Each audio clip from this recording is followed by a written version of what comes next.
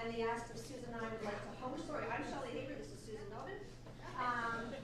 They asked if we'd like to host the boys for singing, and I thought, how am I going to get those guys in my house? So Susan came up with the idea of using the synagogue, and I phoned Ellie, who is the head, allowing us to gain a deeper understanding of the challenges that the people of the Mara face. And at the same time, we were both enlightened and inspired by the positive, empowering impact that Free the Children has had on these communities. This trip that we took 14 months ago was so much more than a volunteer adventure trip. It was a once-in-a-lifetime experience.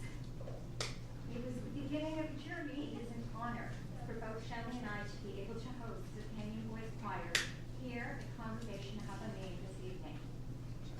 So thank you, really from the bottom of my heart, thank you for supporting us.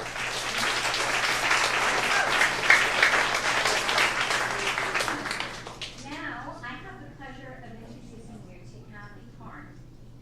Kathy, along with David Baum, were the facilitators of our trip and instrumental in making our time in Kenya as meaningful and as extraordinary as it was. Thank you, Kathy.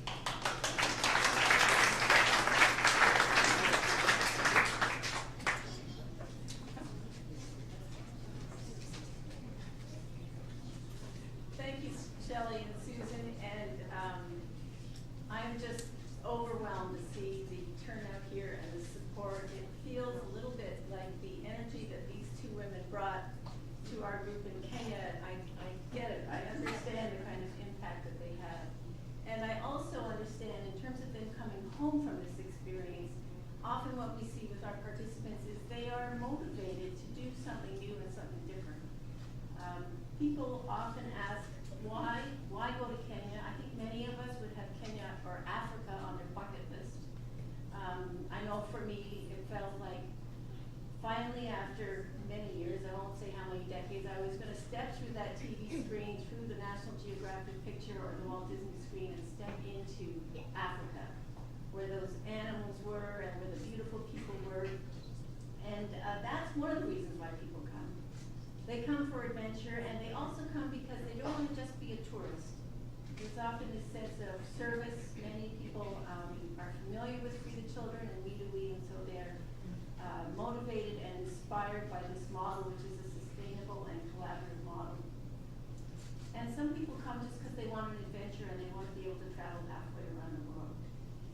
But then something happens. So as Susan said, up close and personal is exactly what happens. We get to be on the ground with the, mostly where we are, the Maasai people and the Kipsigi people, who are gorgeous souls. You're going to meet some of these singers that you can drown in a Kenyan smile, literally. You're going to see some of that in the choir tonight.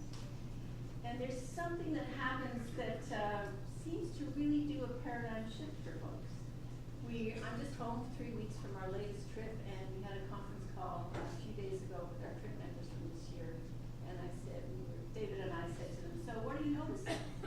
And here's some of what we heard back. They said, we heard it several times, I'm calmer. I don't sweat the small stuff so much. I've learned about gratitude, and I've learned about generosity of spirit. So I say hello to people, and I open my door and my heart to people much more than I did before. I just step into it.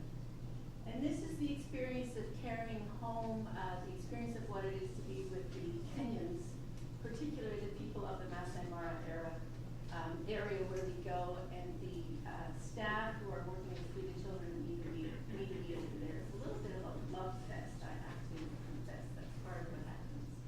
Free the Children's built a beautiful girls' high school not far from where we stay, which I've visited every year. And this year when we went, we were hanging out with the girls as they took us around, and I was curious about these girls. Most of them have grown up in very small villages. It's the first time they've left home. They are boarding in the high school for up to 3 months at a time. And I wonder, with other girls from other communities that they don't know. And I said to them, how is that for you? I mean, I'm a therapist when I'm back here in Canada, it's my profession. And I was curious about how they might work out things like homesickness or any kind of conflict. I know I have a niece that went to boarding school here, and it seemed to be a lot of teenage drama that was going on. And she looked at me and she said,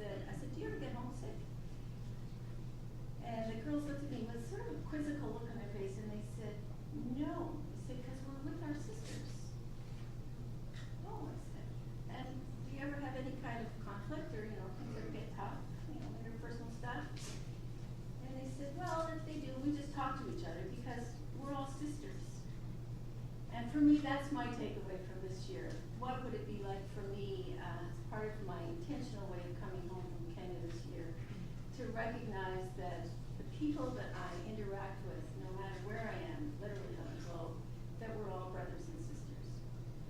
These are parts of the things that show up when you're on a trip in Kenya under the umbrella of this extraordinary organization.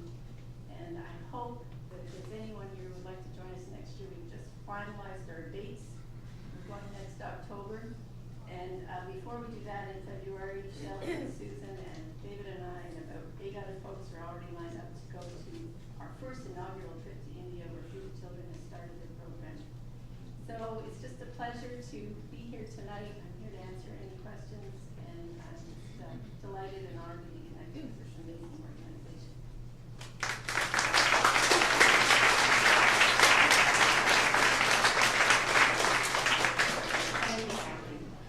It's my honor to introduce Ellie Rubenstein, the head of Congregation Have Means. Everybody hear me okay? Is this a sermon? What's that? I'm not giving a sermon, I'm not singing, don't worry. I literally just flew in from New York a couple of hours ago, but I felt right at home in New York all the time. Everybody was talking about Rob Ford. Thank you, fantastic.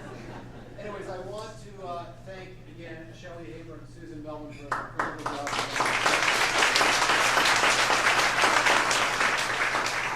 And the folks at Meet and Weed for putting together this great evening as well.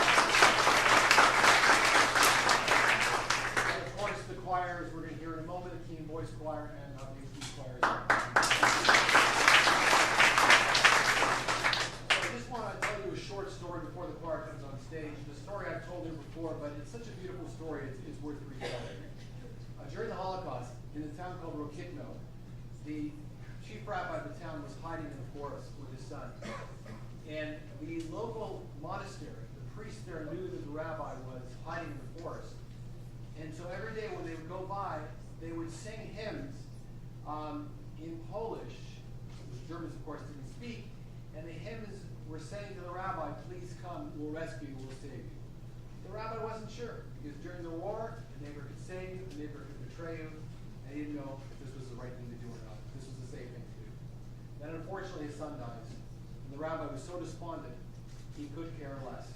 And so the next time the priest came out and were singing our hymns and inviting him to come out of the forest, he came out, throwing caution to the wind. As soon as the Polish priest saw him, they tackled the rabbi, knocked him to the ground, they pulled over a brown rucksack over him, and they said to the rabbi, you are now one of us.